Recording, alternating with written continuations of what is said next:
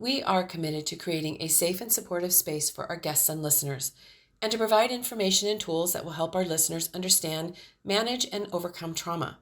We understand that the healing journey can bring up challenging emotions. Therefore, we want to warn our audience that certain episodes may contain discussions or stories that could be triggering for some individuals. The content of the podcast is for educational and informative purposes only, and we encourage you to practice self-care and discretion while listening, and to reach out to a trusted support system or professional if you feel overwhelmed and need help on your healing journey. Hello, and welcome to today's episode of Healing and Growing Hand in Hand podcast. I'm your host, Lisa Tickle, and our guest today is Rebekah Hansen, and she is a care of self coach. And we'll get into that, which is really interesting. We're going to be talking a lot today about self-care and grace, and giving grace to yourself as well as giving grace to others. And, it's an interesting word because we hear grace a lot, but we're really going to go into what that means and how to apply it to yourself. And it is really a big part of your self-care. So let's get started. Well, Rebekah, thank you for joining us today. Rebekah is a care of self coach, or also called the Grace Whisperer. And so she's going to tell us more about that. Thank you again, Rebekah, for being here. Thank you for having me, Lisa. I appreciate it. Sure. Tell us about yourself. Okay. Well, my favorite part of myself is I've been married to my husband almost 30 years. Nice. So he and I are BFFs most of the time. Oh, that's wonderful. That's wonderful. And the other part of the time, we don't want to talk about that right now.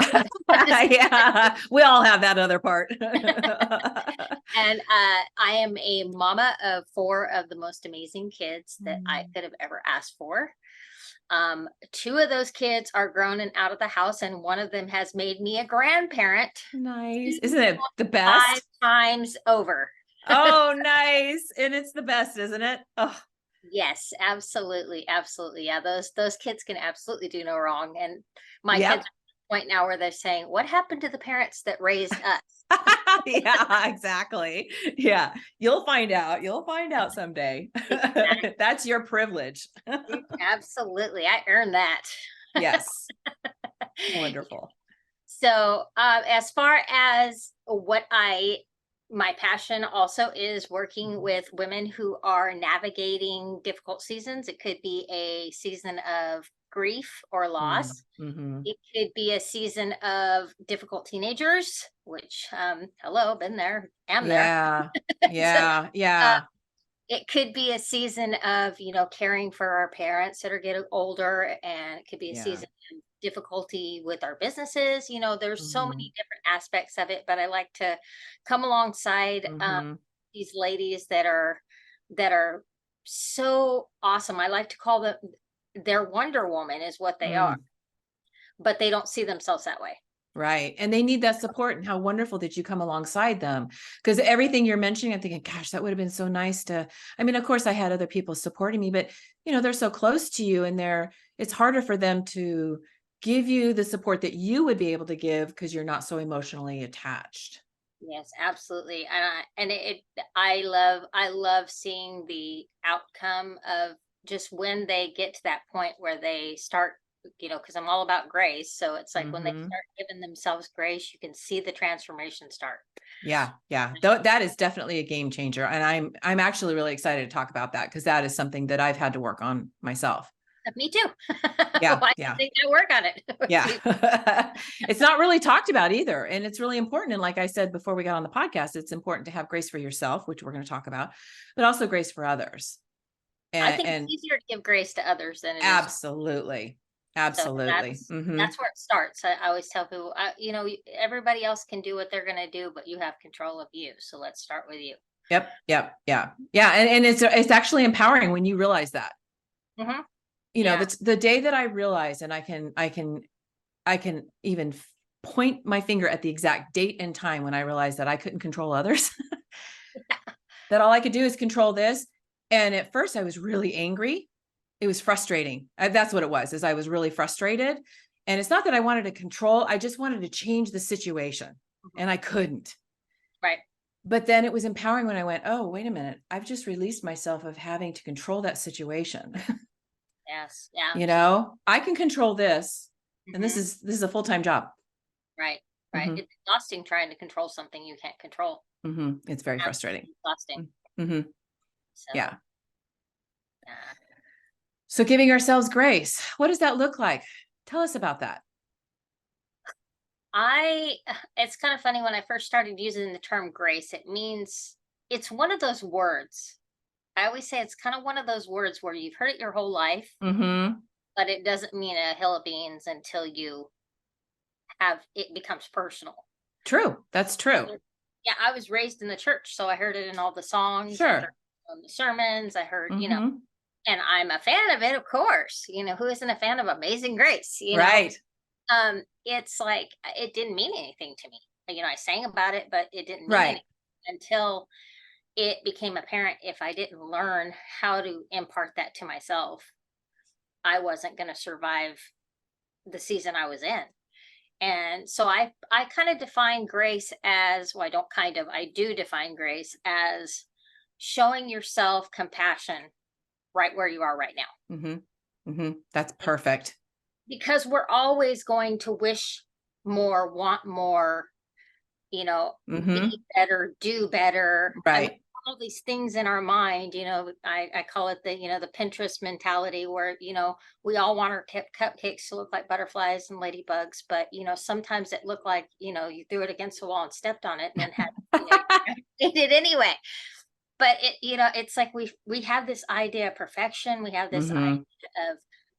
of, like the term should. I hate it with everything in me. I agree. And explain why, because I know I've taken that word out. I've taken that word out of my vocabulary. I know what you're talking about. So explain that, because that's really good. It's an expectation that we put on ourselves. Hmm. You know, it's like I should be able to do this. Really? Says who? Hmm. I should, you know, I should I have should done be this, or I should have done stronger. that too. Right. Talking Yeah, about the or then you past. hit you hit a rough season and you think I should be stronger. I should be able to balance, my marriage, my kids, my parents, my business, Yes. everyone else is doing it. Look at Facebook. Right. Right. Right. Because that's real. That's reality. Yes. Right.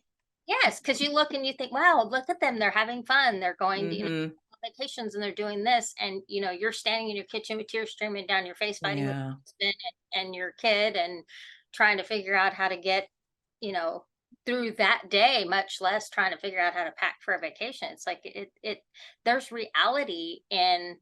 there's reality outside of should. Correct. Yes. Yes. And should keeps you stuck. Hmm. Because when I first started learning about the word should and not using it, I use it a lot for my past. Gosh, I should have known that. That was my famous one. I should have known that, because I grew up with this mentality that, and how I was raised, and part of my abuse was I wasn't taught. Well, you should have known that. And so I carried that into my adult life. And so I was so hard on myself, because everything, well, I should have known that. I should have known that. And was so hard on myself. And it took me a long time until I heard about, I learned about the word should and not using it. And you're replacing it with grace. Yeah.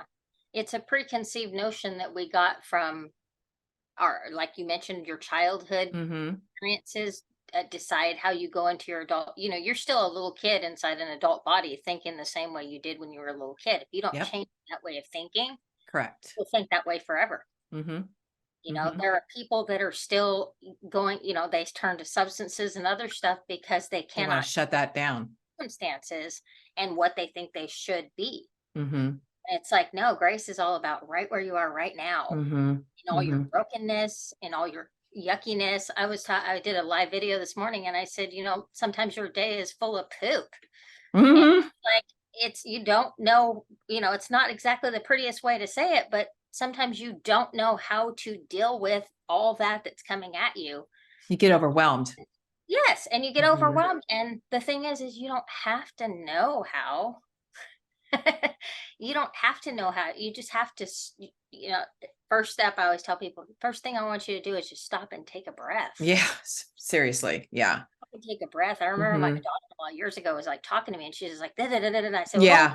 I said, wait a minute, just stop right where you are. Just take a deep breath for me.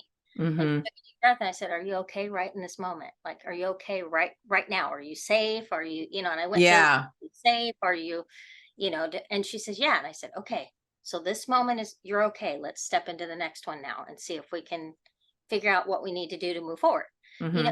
and I didn't realize at the time I was talking about grace. Mm-hmm. You're given the description of grace, Yeah. and what I see this as, and I thought this was such a great comment someone made to me and it stuck with me, is, when we're supposed to know this, or we're judging ourselves, right? And what you're doing with the grace is you're opening up the door for curiosity. And so replacing judgment with curiosity is so much easier to work with. And it opens the door where judgment, or the supposed to, like I said, shuts you down. Absolutely. Absolutely. I think if you're not, I'm like trying to word it to where I don't say should, because I really truly am trying to get that out of my vocabulary. Mhm. And then I use it and then I beat myself up I and know tell them up exactly. to What? the shoulds again. But it's just important that that I think we overthink things, first of Oh, all. yes. Queen of the overthinkers right here. Mhm. And we try to figure everything out, worst case scenario. Mhm. And I think it's just, you just have to get that point where you just have to go, okay, here's where I am right now. Like, what's one little thing I can do to move forward? Mhm. I was in a, and still kind of am in a deep season of grief. Mhm. And when you hit, when your heart is broken to that extent, and you just, that piece of you is just ripped away. And Mhm. in my case, it was ripped away suddenly, and I had no time to process it. I don't know if it's any easier, if it's long term, but in my case, it was quick and it was sudden, and I had no time to prepare. Mm. And I was right in the middle of planning my daughter's wedding, and I lost my mother. I'm so sorry. And thank you. And my best friend, she was Mhm. my best friend. And it was, here I'm trying to be happy for my daughter in her celebration moments, yet my heart is broken. Mhm. And it's hard to celebrate and be broken at the same time. It is. And so I was like on autopilot, because I still had my dad to help care for. I still had, my daughter to get married off. I still had teenagers at home. I still had a marriage I kind of want to Mhm. keep. I still had a business I was running. I still had a life at the same time, and yet there was no life left in me, Mhm. felt like. And so I was going a lot through the motions, on adrenaline, on have tos, you know, must get done's. And when everything kind of began to, we got her married off and the school year ended, and, this happened and that happened. And suddenly I was left with my grief. Oh, you weren't And, busy with everything else. right. And my Mhm. body, my mind, my emotions, Mhm. everything went, no, Yeah. we Yeah. no longer work for you, is what it said to me. And I found myself not even able to get out of bed, Mhm. not even able to think straight. I remember cooking a dinner and my husband comes in and's like, "What are you doing?" And I look down and I'm burning the pan, is what I was doing. Oh, I, he just so concerned, because that was yeah. not like me at all. Mhm. I just found myself day after day, like it's a fog. And one day I remember sitting up and thinking, I can't continue this way. And of course I was saying I should be able to get out of bed, Of course. should be able to grieve correctly. I shouldn't be hitting that, it shouldn't have hit this hard. I'm a mother of grown kids myself. I should be able to process this a little bit Mhm. better. And, I found myself, of course, that did me no good. And I No. just kind of started finding myself going, okay, well, I can't think straight to do dinner. So, I got a family to feed. So what do we do? My husband's like, we can eat sandwiches. And I let go of I have to cook dinner for my family. Mhm. I wasn't physically, mentally, or emotionally capable of doing even the smallest little things. Mhm. And it was one of the first steps I took, starting to go, it's okay to show myself grace, myself compassion, give myself that honor of of grieving and healing, Yeah. so that one day I may never be completely whole again, because I don't know that you ever can be after a loss like that. I But agree.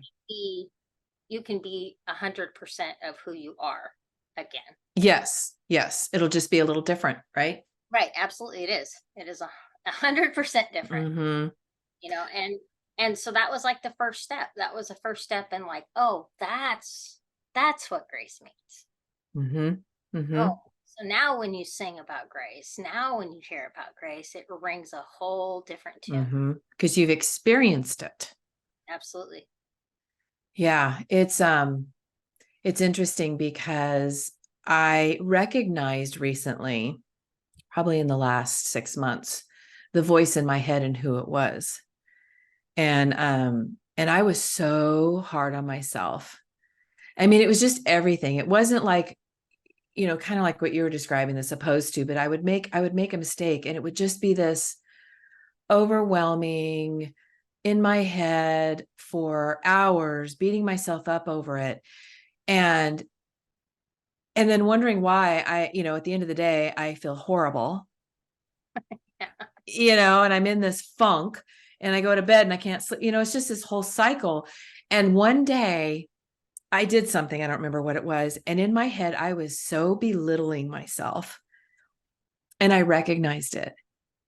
I heard it like because before it was just part of the system, I guess, or part of my cycle.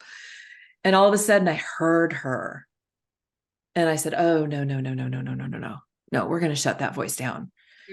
Mm, And I have learned to give myself grace over time, because part of what we're going to kind of talk about too is the whole self-care, right? And that is a big giving yourself grace. mhm. And I didn't give myself grace in that area, and I'm physically paying for it as I'm older because I didn't give myself grace for all those years, and I do now. And it could be simply as I need to go take a nap, I need to go sit down. I don't feel like fixing dinner right now. I'm tired. It's all that kind of stuff. And I don't, it was kind of a phase, because I would go from, okay, I would do it. I wouldn't do it. Then I would do it. And then I would sit there and feel guilty the whole time I'm giving myself Right. self-care, right? Oh, okay, I should be getting up now. This should be, this should be, this should be. And now I'm like, no, I'm going to go take that time for myself and I'm going to enjoy every minute of it. And it's Yeah. been restoring me. Yeah. That's one of my rewords: restore, Ooh. rejuvenate, reframe, Mm-hmm. Mm-hmm. reevaluate. You know, Renew. yes, if you take a thought process that you have probably lived with most of your life, because if you follow back those thought process, Mm-hmm. and it's funny because some of the stuff we put on ourselves were spoken in moments by other people without thought on Correct. Right. And it's how we interpreted it. to their own, or they were speaking to their own selves in that moment, and we took it on and we wore it as like our mantle. Mm-hmm. But if you take that thought and you reframe it, Mm-hmm. I said something to a client the other day. I said back the word she said to me. She said the word to me. I said it back. She said, I don't like that. She didn't And realize she said it. I told her, here's Oh, the word okay. you said to me. Oh, And okay. she said, oh, I don't like that one. And I said, okay, what are we going to do with that then? And she started kind of unpacking it. And she said, no, I'd rather say this, because when I say this, it makes me feel helpless to change it. But when I say this, Mm-hmm. and I love that, because it was like, if you reframe your thinking to, the worst is going to happen, to, what, I mean, you have to face reality. Don't get me wrong. I mean, like in my case, losing my mom, it was sudden, it was too soon, and that type of thing. But the reality is, eventually, as our parents age, that's a reality that Mm-hmm. everyone will have to face, including, my children will have to face it one day, not too soon, hopefully. But we all have to face those types of realities. But if we can take something that is not serving us, and reframe it to where, like what you were just talking about, I call it care of self. I don't like the term self-care because it's so overused. Yeah, it is. And so I like the term care of self, because I believe that that's fundamentally how we were created, is to actually care for yourself. Mm-hmm. And, we forget that. But if we can take something that is like rest, Mm-hmm. and, you're saying, I felt guilty. But if we can Mm-hmm. take it and say, if I take this 5 minutes, and sometimes we have to think about other people first. I don't think it's selfish to think about yourself. I'm not saying go around and, beating other people down in order to put yourself up, but sometimes we have to use other people as a leverage point for us. So, Mm-hmm. I might not do it for myself, but I would do it for my kids. Right, right, right. It's like, if I take that 5 minutes, I can be a better mother. Mm-hmm.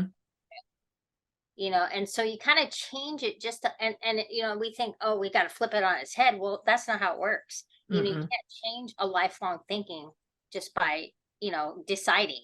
Right, right. Positive affirmations and all that's all great, but that is not something that negative things, that the shoulds and all that, they don't go away just because you make a decision one day. You make a decision one day and you start working toward that. Correct. Right. And so that's what I'm like saying with like the care. You have to start somewhere. Mm-hmm. Changing that thinking with grace. You have to start somewhere. And Yeah. honestly, there's no right or wrong answer as long as you're doing something.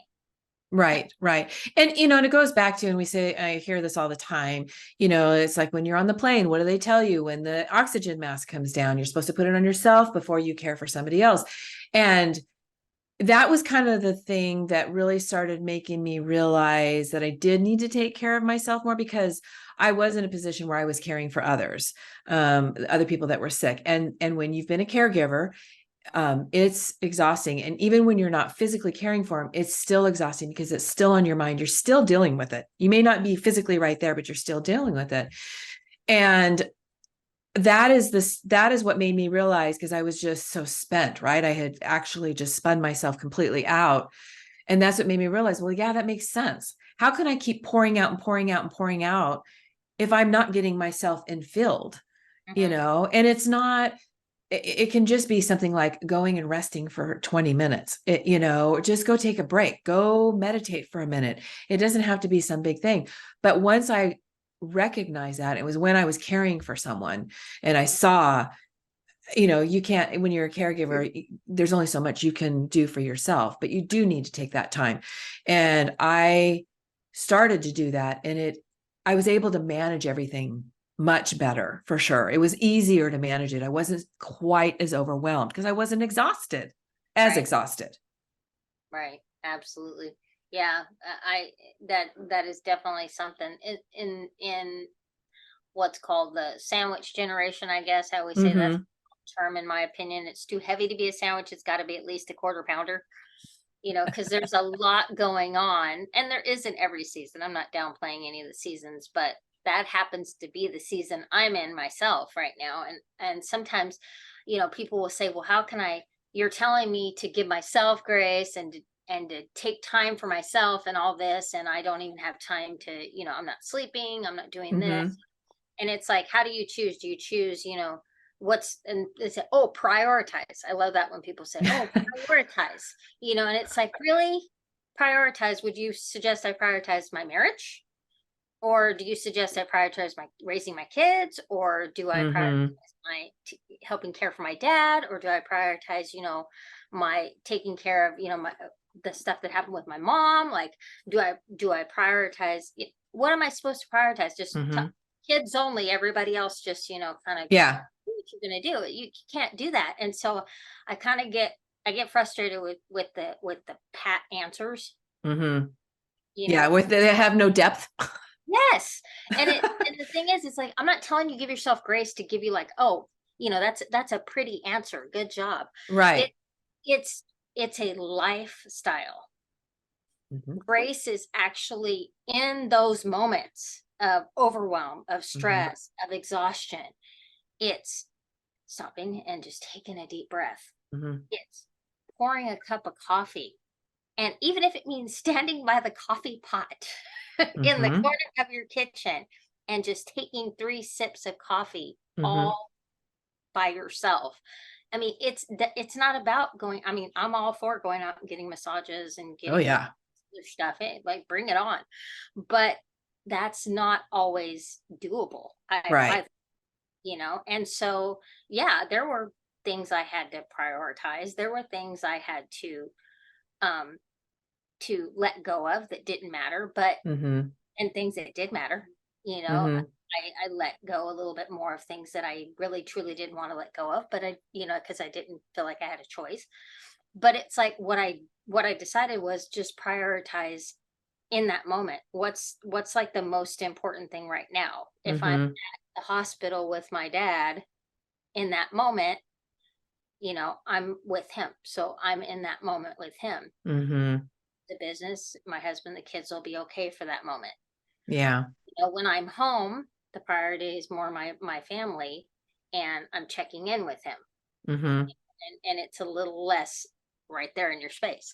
Right. And there's no, like, I can't say, okay, do A, B, C, and D, and you'll suddenly be giving yourself grace. It's what you choose to put your thought into, what you choose Mm-hmm. your life into. But you have to start with yourself, and you have to say, like I said, one of my rewords, reframe it and say, well, how can I take those moments to catch my breath? Mm-hmm. How can I take those moments to, and how can I stop beating myself up? Mm-hmm. Because guess what? We let our husbands take those breaks. We encourage our kids. Mm-hmm. How many times, I don't know how many times over the years I have 4 kids. So I don't know how many times over the years I made my kids go to bed at a certain time so that they got proper rest. Mm-hmm. Guess who was up 2, 3, 4, 5, 6 hours later, still dealing with whatever. Right. Right. you And my husband's asleep, my kids are asleep, and I'm still wandering around, worried about the bowl in the sink, or worried about, it's so silly sometimes. But I think sometimes you have to put it into, like, and people are like, well, no, I'm talking about real stuff. Mm-hmm. Yeah, but you get buried in the dishes. You get Yeah. buried in the, you know. Yeah. Yeah. It's all a balancing act. I mean, every day, I mean, we got to find balance in our life, and that changes every day. And that's kind of what you're describing is kind, the prioritizing, because the things that are your priorities today won't necessarily be tomorrow. And that's okay. Right. Tomorrow's a different day. Well, I remember a time when I was changing diapers every day. Doesn't happen every day now. It would be probably a little bit more of a problem if it did, since all my kids are pretty old at this point. But there was a time when that was a priority. It's no longer my priority. Right.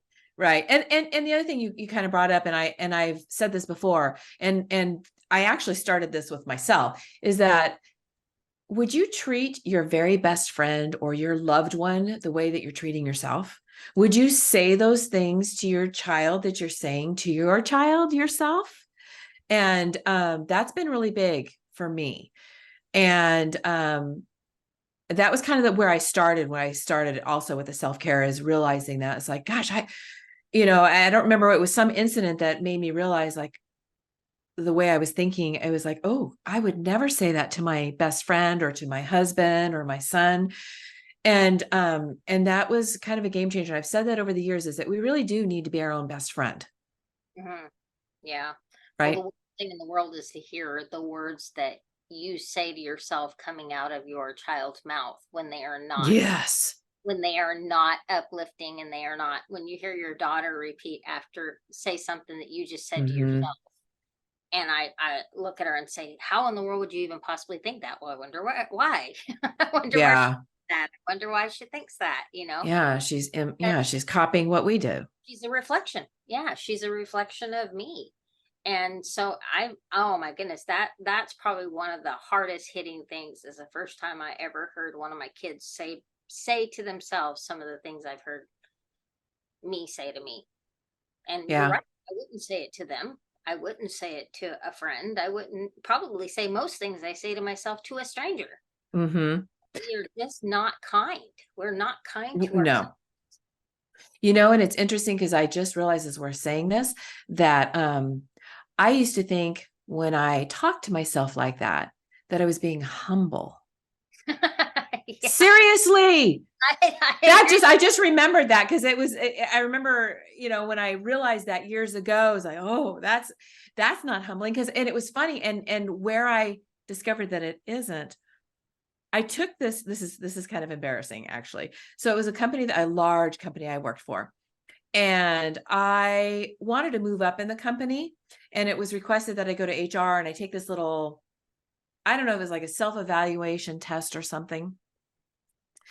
And at that time I had kind of started my healing, but I was really kind of in the midst of a lot of stuff. I was not doing well, but didn't realize it until I took this test. And I don't know if this guy should have said this to me, but I remember when I was answering the questions, I was picking the ones that I thought made me look humble.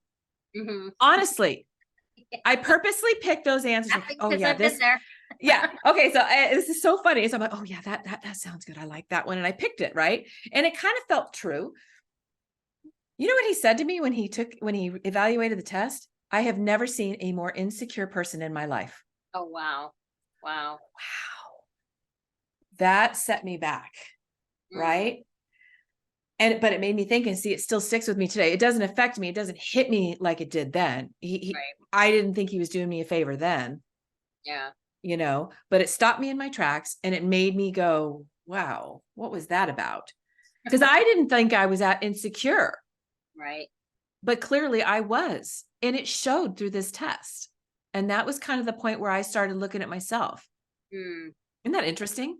Yeah, when that comes full circle at you, it's kind of like, wow, okay. Yeah. It was hard, because when he said, you're the most insecure person, I don't think I would hope I would never say that to somebody. It was harsh, but you know what? I needed to hear that. Yeah, definitely. Definitely, we need to hear things. I think that's why it's important that we talk to ourselves. Yes. In that kind word, because whenever we have those types of opportunities come up, we can kind of lick our wounds a little bit, but we can also face it and deal with, the areas that we are needing to work on. But that actually, when you were talking, it was like, well, I actually thought about one of the things I really, really, really am a big promoter of is get yourself a support system.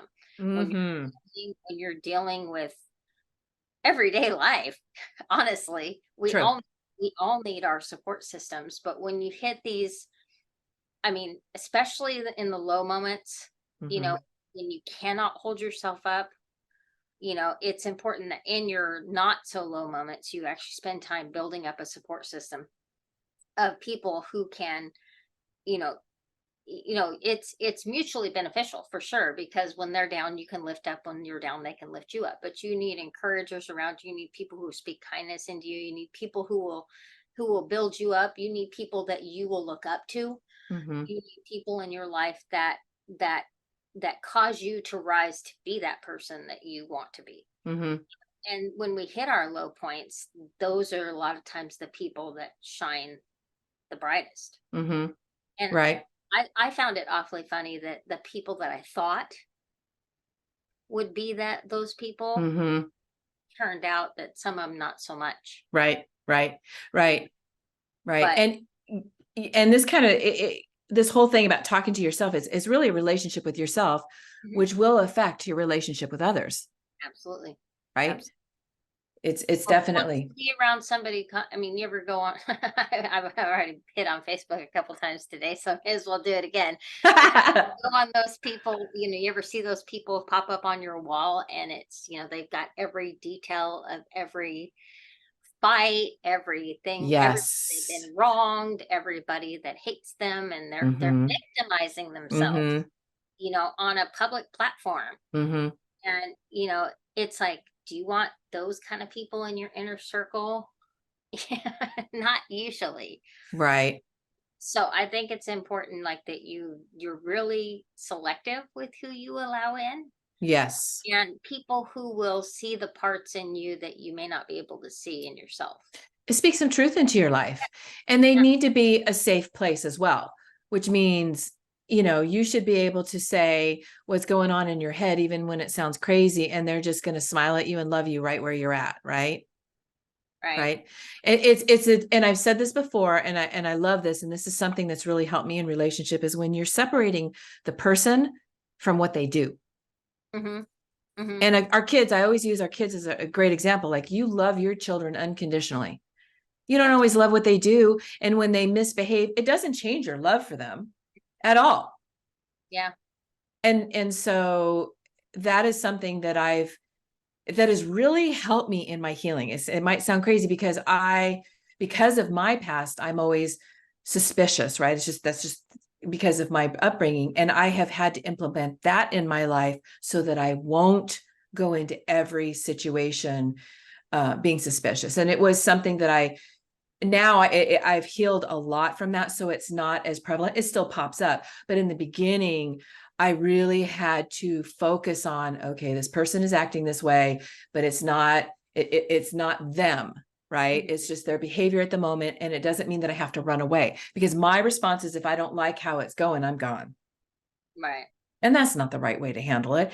And so, you can look at your best friend and she'll say something to you that is out of the ordinary, and you're not just going to cut her off. You're just going to say, wow, she must be having a hard time right now. Right. Mm-hmm. You still love her. You just didn't love what she said. Right. Right. Yeah, I think that's where grace comes in. Going right back to grace. Exactly. That's where grace Exactly. comes in.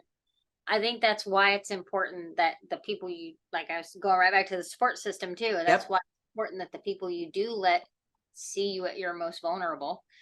I have a select few that are let into kind of what's going on, that where there's a lady in our church, I kind of laugh because she's in her 90s, and she's just as sweet Uh-huh. as the day is long, but I can say whatever I'm thinking. It doesn't matter if I'm talking about the service we just had at church, if I'm talking about my husband, if I'm talking about, something going on somewhere else, I can say exactly what I'm thinking.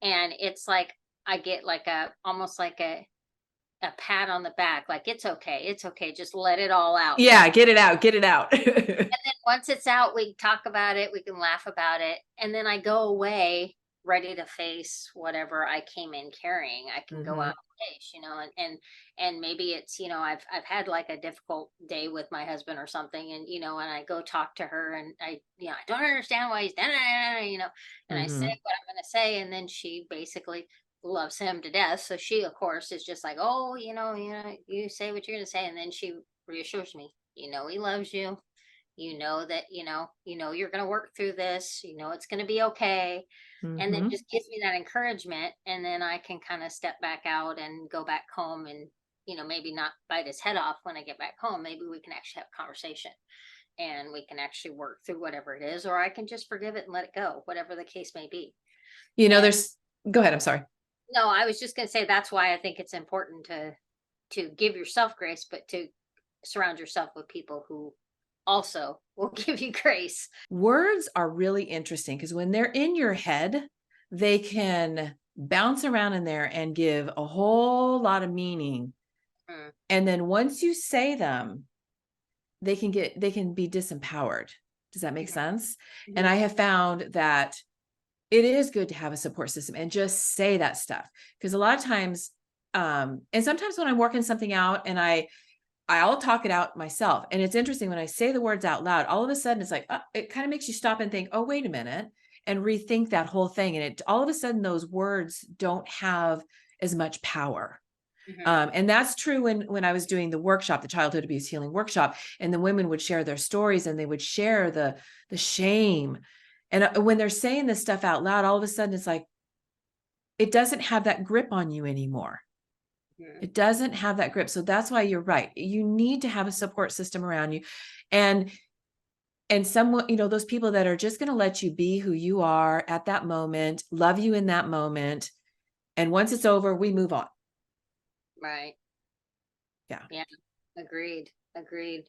I think it's you made me kind of laugh when you were not about what you were saying, but it was just when you said people want letting you be who you're going to be. It's like the person we show our families a lot of times is different than the person. Oh yeah. The rest of the world.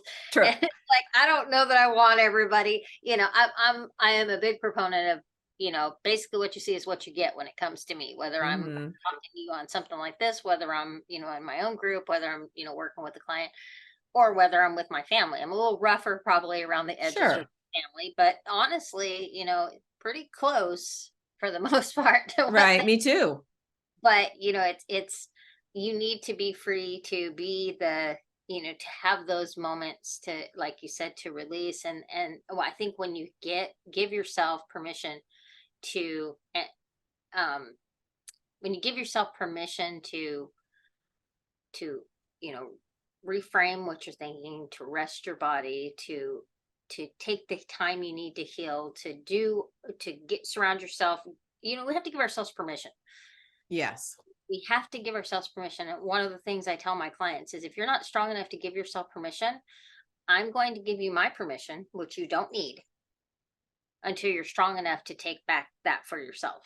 There you go. And you in turn around and you give somebody else your permission. It's not strong enough to hold themselves up, because we have to give ourselves permission to be kind to ourselves, to be compassionate to ourselves, to give ourselves the support and the help and the hope and the grace that we need. And I think I am really, I guess I can't speak for everybody, but I can say, in all honesty, the person I'm the hardest on is myself. Oh yeah, me too, for sure.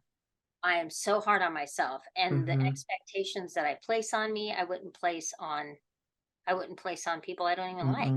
I know exactly. I know. And it's just like, when you're in your head, it's like, if you sit there and you think about the negative, like you're thinking, and you're meditating on it. You're thinking it over and over. You're actually meditating on it. How are you going to feel when you're sitting there meditating and thinking on that negative thing? As opposed to, one of the things that I'll do is, if I get in that loop, if I have to deal with something, and of course my brain automatically goes to worst case scenario, and then, okay, so if that happens, then how do we, that whole thing. And Right. so what I've learned to do, I'm not as quick as I always should be yet. There we go. I said that should word. Is I think Not about as how, quick as you desire to be. what I desire it to be is I give the vision of what I want it to look like, how I want it to come out. And that is so empowering and energizing, and gives me clarity, because, when you're sitting there thinking about something negative and it's oppressing you, oppress is like pushing you down. And that's not going to motivate you to start thinking positively. And so I have found that if I go, okay, I don't want it to, I'm not going to go there, because I'm not even having to face that right now. Right. I want it to look like this. And so this is where I'm going to put my energy, so that I can have a clear mind and I can deal with this situation. Does that make sense? Absolutely. I was thinking one of the things that happened as a result of life in general, but just a accumulation of everything. And then of course, the grief did not help with this at all. But one of the things that I really struggled with was pure exhaustion. Yes. It's Yeah. unlike anything I had ever experienced before Yeah. that time. And it was just, I was so tired, just constantly, and nothing I did changed it. That's the Nothing. emotional. Yes. It's Yeah. yeah. And it takes a while for you to bounce back physically. I started telling I told my sister, I told my daughter, my teenage daughter, who delights in if, I give her basically a thing to catch me on, she delights. So I decided to tell her and a couple of other people. I said, if you catch me saying I'm tired, just say, you're what? Or just say, did you just say, but don't repeat the word I said. Just bring it to my attention that I said it. Because I was finding that I was tired, I was exhausted, but I kept talking about Yes. it just constantly, because the feelings that I was having right then. And it was a truth. It truly was a truth. I mean, I wasn't like trying to be negative, but I found that the more I said it, The more the tired you longer were. I stayed there. And so I basically took it out of my vocabulary and stopped saying it. Well, I noticed just a couple of weeks ago, I had, I had some issues medically, and it kind of caused me to have a little bit of a setback. And of course, I was tired again. So somebody would say, how are you doing? And I would say, oh, okay, I'm tired. And as soon as it came out of my mouth, I heard it. And it was like this, like you were talking about that voice in your head. I heard Yeah. it saying, "You're what? You heard your daughter. You're what?" You know? And it's so funny because I'm sure I said it after that point in the last couple of weeks, but I am sure aware of it again. And it's funny Mhm, because even though I am still in a place where my body is tired, I'm not where I want to be physically, mhm. I am aware of it. And instead of saying that, it's like, instead of saying I'm tired, I say, well, I'm doing okay, but I think I'm going to go to bed a little bit early tonight. And so, yes, So I yes. turn it into and get a lot of rest. I think I deserve Mhm, to go to bed. This is what mhm. I think I deserve to go to bed early tonight and give myself a good night's sleep. That just sounds so wonderful. And it's so funny because I'm tired, but then I'm smiling. Right, Because right, right. I just rewarded myself with what my body and my mind and my spirit are begging for. And so Exactly. that's the whole reframing again, just bringing Mhm. down. So it's not like you have to escape reality because to be honest with you, I'm tired all the time. Right, right. I'm raising a family, I'm running a business, I'm doing Mhm, I'm tired. I mean, it's just a fact of life. But if I focus on the tiredness and I focus on the other things, then, you know, okay, what can I do about being tired? I can't suddenly bounce back. no. Can go to bed a little earlier. Mhm, I can eat a little healthier. I mhm, can, you know, put my feet up in the mhm. bed and watch Hell's Kitchen. You know, I like that show too. Thanks. What was that? I like that show too. Yeah, I say Gordon Ramsay's my inner spirit animal. I love it. But it's, there's a lot of things that we look at, like we beat ourselves up because, Yeah. and we beat ourselves up out loud sometimes and we don't even realize that's what we're doing. So instead of that, like, and then I find that it also makes me more compassionate, not only to me but to other people. So when my husband comes home from work, he's Mhm, worked a long day, he's tired, he comes home and says, I don't know what I want to, I'm just tired. And I can say, I'm sorry that you're so tired. Can I get you something? Can I mhm, can I get you a glass of water? Can I get you a cup of coffee? Can I, grab you a bowl of cereal? mhm. Whatever happens to be the thing that's going to make him feel somebody heard.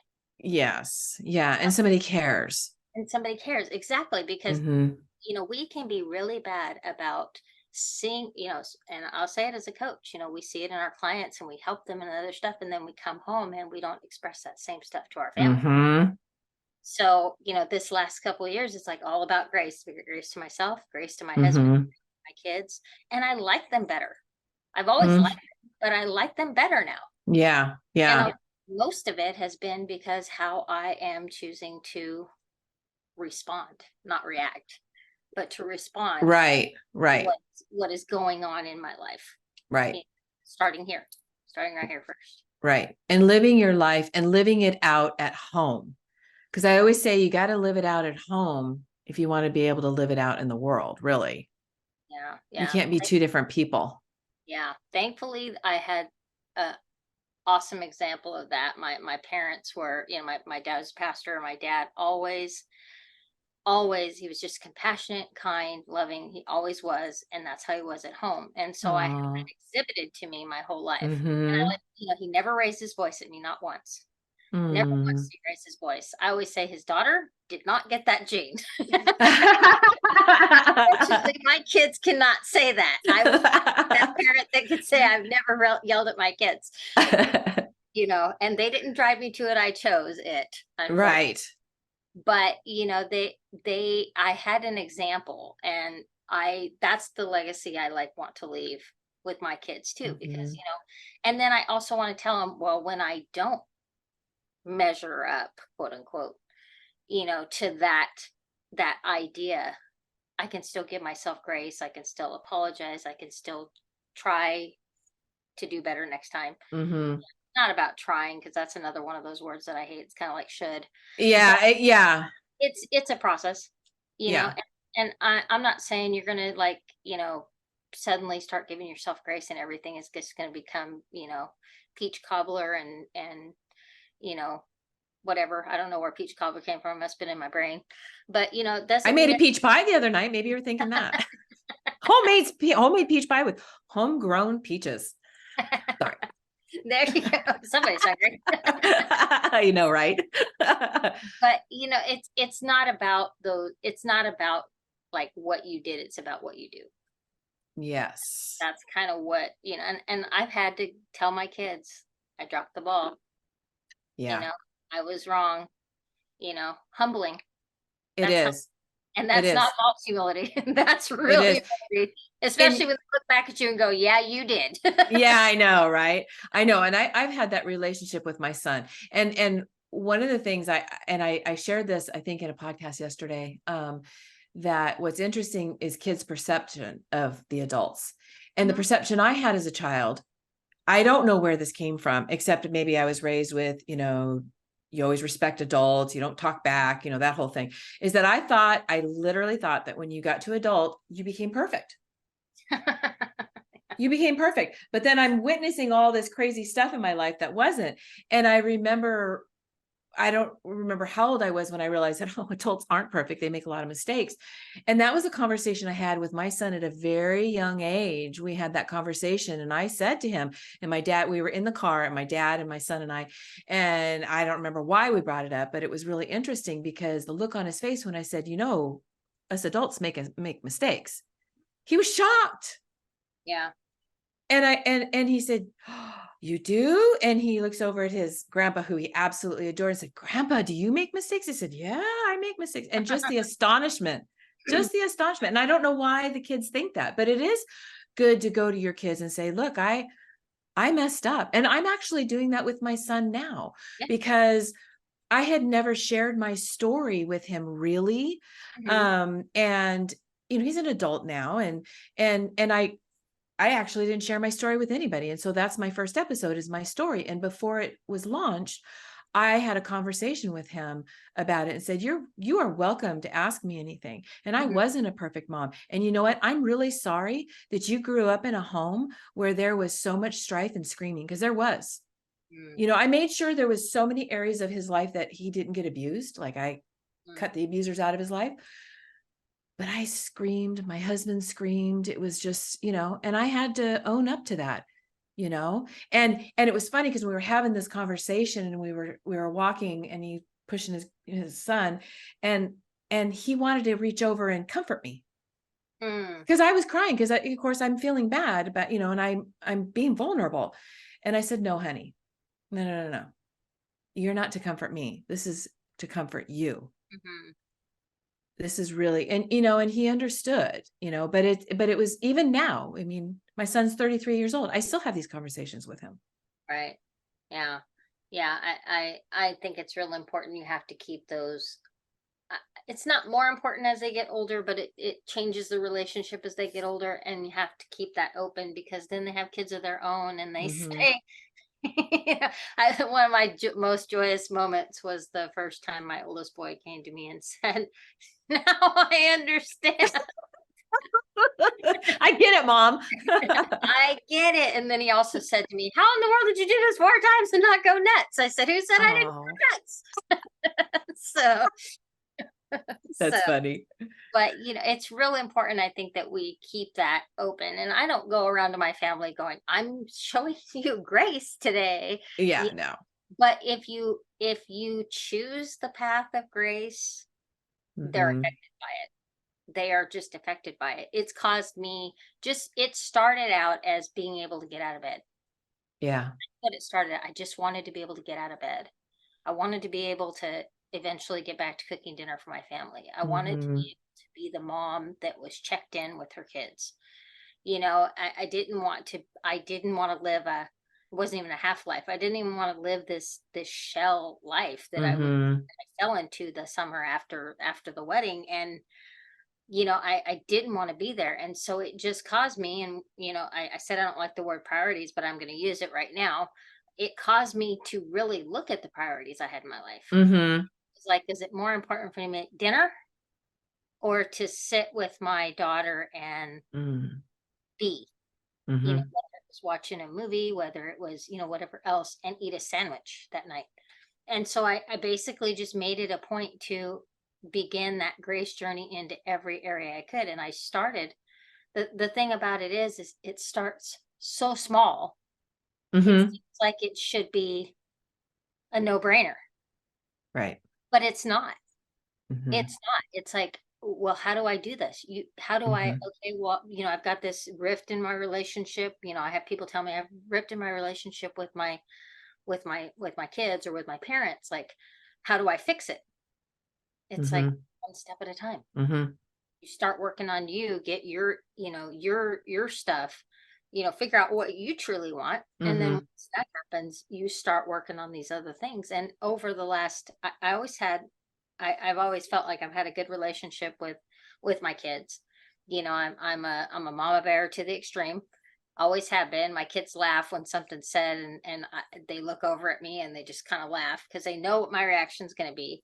But after this, after I started this journey, it's a whole different relationship with them. Mm-hmm. And it's not always easy. I mean, I still have a teenage daughter that for some reason I'm just not always the perfect mother in her eyes. No matter what I do, there are still days when I walk in and it's like, I kind of jokingly say, he'll say, "How'd your day go?" And my husband will say, "How'd your day go?" And I'll go,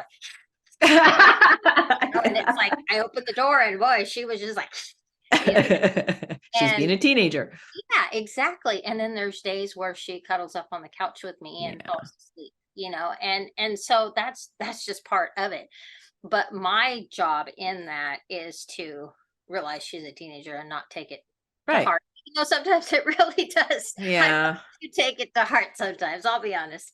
But it's to extend her grace, to Right. not be able to think things through like she's a grown mother of four, Right. to think things through like she's a 17-year-old girl still trying to figure things out. Right. And it totally has changed how I talk to her. It changes how I talk to her brothers and sister. And, and they kind of give me a hard time now because they're like, well, when I was that age and like, when you were that age, you weren't her. Right. Right. And how exactly, and how you handle it in those moments of Hmm. gives you those moments of she comes over and cuddles with you and watches a movie with you. Right. Or Right. shares the crush at school that she had, Yeah. you know, instead of sharing it first with a friend, she wants to come home, as she calls it, and spill the tea with mom. Oh, I see, always you've kind of created let a safe place. exactly, and that's all part of this whole thing, is because if Mhm. I couldn't extend it to myself, then I have a harder time extending it to her, Sure. and then we both lose out. Right. Right. And you guys So have this beautiful relationship, even though she's a teenager. But you have this beautiful relationship, and there'll be bumps in the road, but absolutely, that's part of it. And she's stretching her wings. She's being a teenager. And again, it goes back to what I was saying earlier. You love her no matter what. You may absolutely, not love all her behavior, but it doesn't change your love for her. And it doesn't change it if she, in that moment, one minute she could be grumpy and the next she could be crying, and you're going to be over there helping her.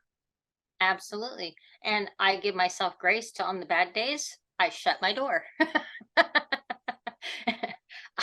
I give myself permission to shut the door and Yeah. have a peaceful evening in my room or whatever, Yeah. and let her do whatever she's going to do, and then Take a when break. she can come to me. It's like I used to have to go in there and fix it. I had to Yeah. go in, Yeah. get to the bottom of it. We have Yeah. talk it out, talk it to death, and now I'm like, it's too late at night. I want to talk to you. We need to discuss this, but I want you to tell me, what it's concerning. And then when we're both rested, we're going to sit down and talk.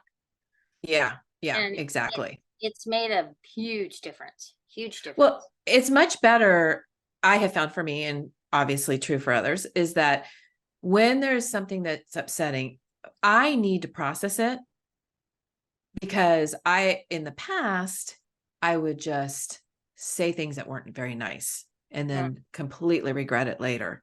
And a Mm-hmm. lot of times it's because I was triggered. Hmm. And I could come up with all kinds of excuses why it happened, but that's what happened. And Right. so what I have found is if I take a break Hmm. and I process it, because I got to figure out my feelings. I got to understand where these emotions are coming from. It could be a trigger. It could be something that has nothing to do with the person itself, right? So I got to figure that out before I sit down and have a conversation with them. Yeah. Well, I always tell her I want to extend you grace because I don't want to be dismissive. I'll Well, flat yeah, I will, without meaning to, I will come across like I'm dismissing you. hmm, One of the, exactly. and it's little things, and it's not. I mean, I'm not gonna bat 1,000. Nobody does, But I mean, she's talking to me sometimes. I'm looking at the TV, and Yeah, trying, like, even like she comes in, we mute the TV or pause the TV or yep. whatever needs to be done, because it's just I want to be in that moment. And Hmm. that's actually because I'm looking at the long game. What kind of relationship do I want to have with her tomorrow and Correct. day after that? And once she's past all these, moments, not that we ever get past those, because I still have those moments. Me too. We just handle But them a little better than we used to. while I'm waiting for her to learn that, Yes. I'm Well, you're looking at being the example. what do I want? Yeah, what do I want to show her? What do I Hmm. want to raise her children remembering? What do I want? And so it's been it kind of goes when it comes back, coming all the way back to grace again. When you're talking about grace, it impacts every single area of your life. It really does. It does. Every. And all those around you as well, Mhm. right? Yeah, yeah, absolutely. But it starts with you. That's right. I love it. I love it. This has been such a great conversation. And thank you so much for coming on. And why don't you let everybody know how they can reach out to you? Probably the easiest social media place to find me is on LinkedIn. So it's LinkedIn with a bunch of numbers. So I don't know what they are. So Just look for your name. it's my name. You'll see my hair. It's me. And the probably the easiest other place to find me is to find my website and just send me a message saying you want to go on my email list. That'll put you in my contact base or whatever else, and then I can, direct you toward all the other things that I have going on. And that website is www dot I was like, is there a dot after W? But it's RebekahHansonCoach.com, and it's Rebecca Rebekah Hanson with an E coach.com. Nice. Well, thank you again for sharing about grace. And you're right. It is not explained enough. And it is a word that is thrown around a lot. And there is a very deep meaning behind it. And so thank you for sharing that with us. Absolutely, absolutely. Thank you for having me. I appreciate it.